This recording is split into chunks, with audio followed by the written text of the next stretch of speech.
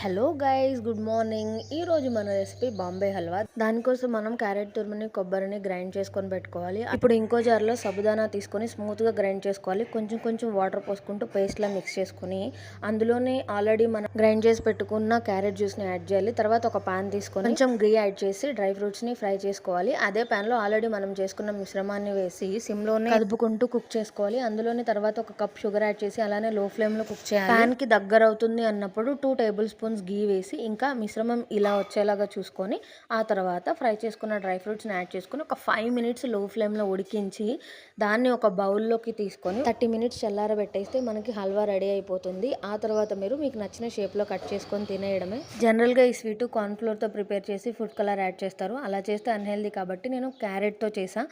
ఇలా క్యారెట్తో సగ్గుబియ్యంతో చేసుకోవడం వల్ల మనకి చలవ కూడా చేస్తుంది. ఈ వీడియో కనుక మీకు నచ్చినట్లయితే please do subscribe to bestie centre రా బాబు.